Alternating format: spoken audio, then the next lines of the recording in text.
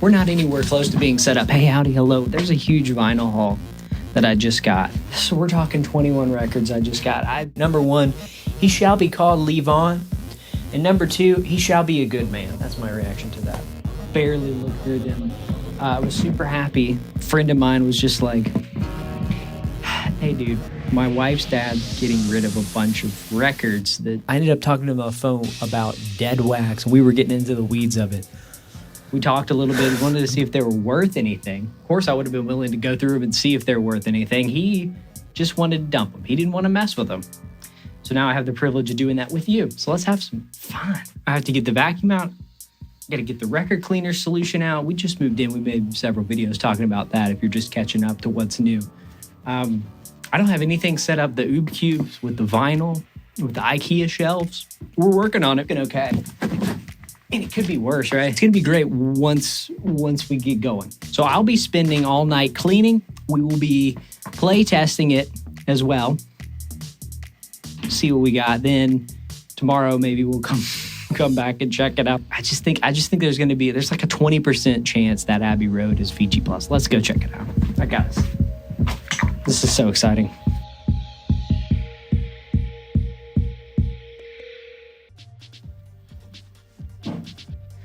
That was great. That was a good haul.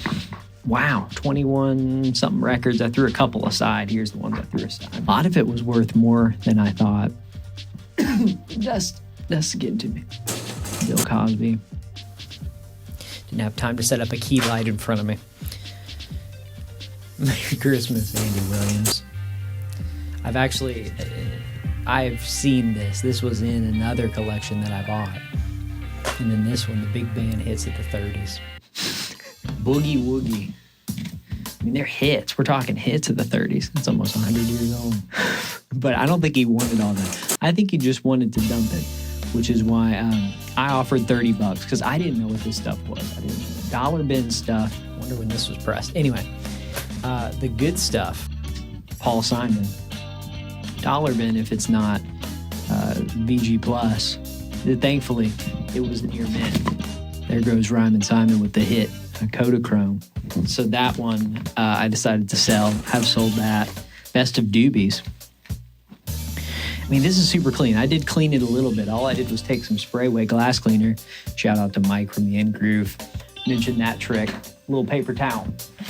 That's all you got to do.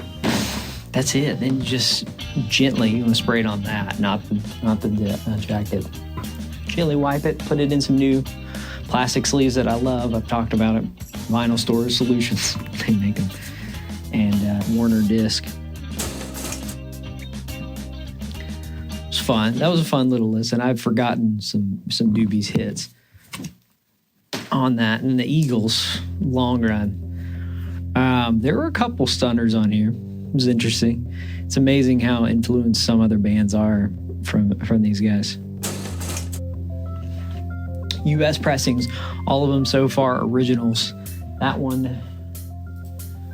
on the back of my Discogs. It was longer as 1979 U.S. Monarch pressing.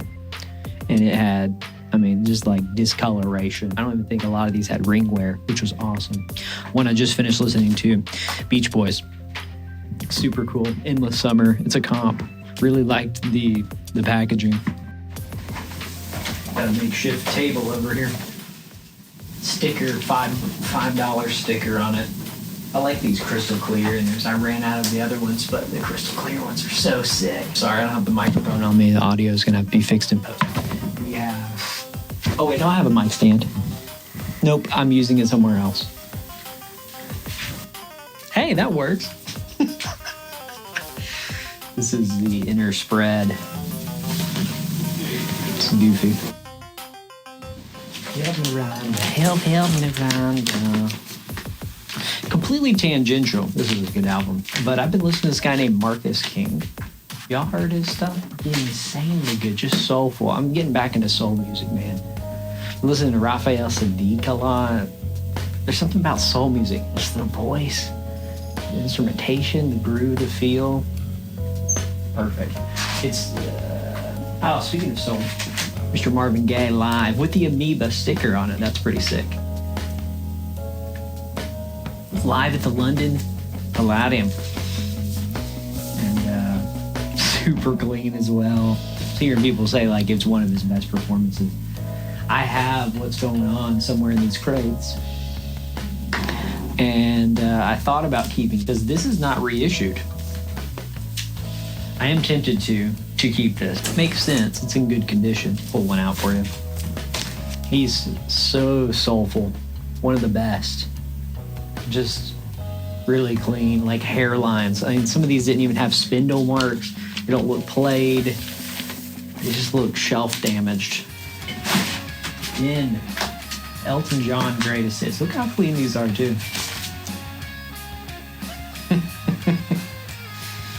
The corners are pretty solid. I mean, there's a little bit of stuff going on. Not very much. The disc was so clean.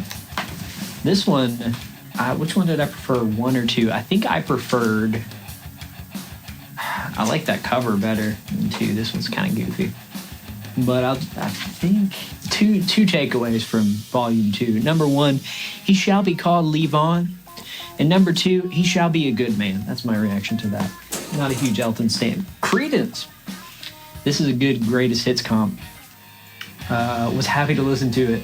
It did have all the bangers from their old catalog, and I listened to a lot of it at 45 RPM, and it slaps at 45 RPM. Even though they sound like little chipmunks.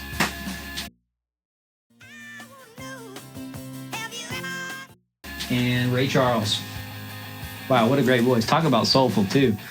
Modern sounds in country western music. It's little stains and stuff on the side. Other than that, really enjoyed it. Cool ABC logo.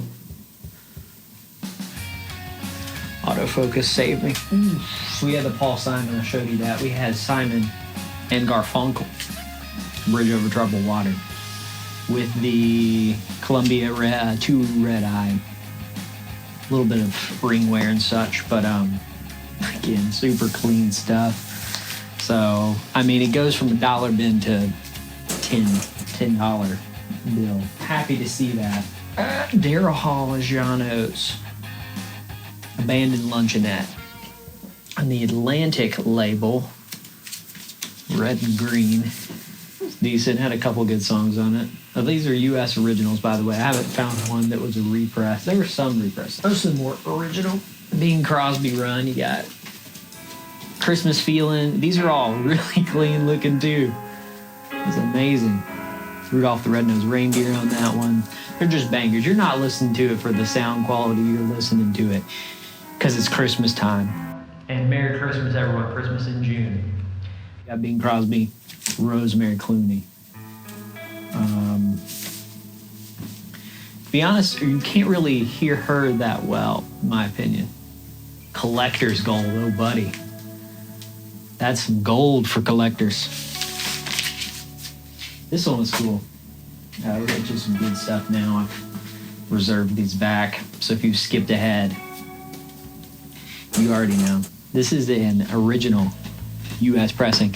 It has, I looked into it, not the original first, but it's from the same year because everything matches up, but co-produced by Michael Jackson right there. The original earlier copies apparently did not include that. It says something about something else. I'll have to look and see. But yeah, epic label. Super clean. Thriller sounded ridiculous. Not even spindle marks on it. Doesn't even look played. This looked like it was from a collection, like an actual collector. So we're going to treat it with respect. I mean, some edge wear, I think, and discoloration on the inside, but I think most of the corners were sharp. Maybe a ding or a touch. Stuff shipped in. I've seen completely crushed on mailers. The white mailer of death, Mike from the In-Groove talks about. Anybody that ships in this white mailer of death over here, do not buy records from these people, unless absolutely it's a must. Some things were a must. The Rhino. Stuff shipped in those. This is ridiculously clean. Super happy to see it. Then, getting to the run of the Beatles. Already sold Hey Jude that quickly, but there's the Hey Jude. It was fantastic. All the bangers on that one.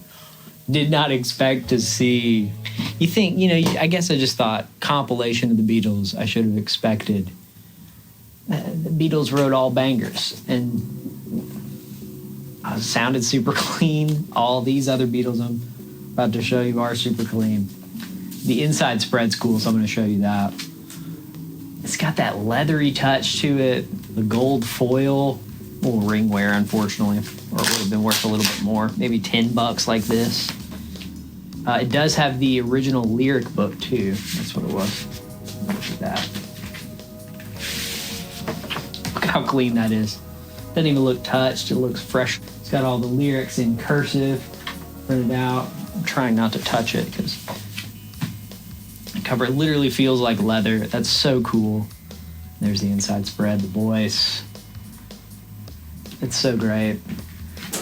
These are beautiful songs. A lot of these were more laid back cuts, which honestly was spectacular.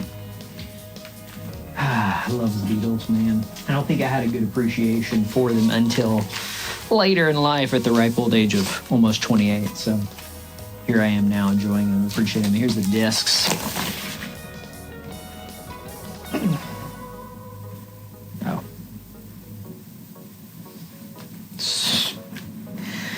How many times did I say clean?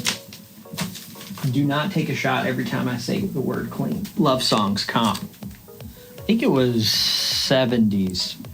Pressed in the 70s, maybe 1980s. Later 70s, I want to say. Then, Abbey Road. I'm keeping it. It's so clean. Be careful. It's just not even worth it to even pass it along. I didn't have a copy of this. It's 1976 pressing. What are my notes? Love Songs was 77. Abbey Road is 76. Los Angeles press. Pressed by Capitol. U.S. original. No seam splits, no ring wear. It's got the original shrink, which I was tempted to take off, but I'm not an idiot. I just wanted to clean it, I wanted to clean the jacket. But I did clean the shrink wrap with my spray. Apparently there's something with the cropped in cover. I think this one is cropped in, if I'm not mistaken. They crop out the manhole. I didn't have a lot of time to look into it as I was playing through these. I think it's cropped in. I'm not seeing the manhole. Just beautiful. Sounds so good. Just analog warmth. This is my best description of analog versus digital. Basically the digital, when I listened to it, even the 2019 remaster, which I loved. 2019 remasters, 2009 remasters, they were good too. This had just a fullness. The digital was maybe panned nicely and spaced out, had a wider soundstage, but there's something just punchy about this press that is just, there's no other way to describe it. True, it's just true to the original.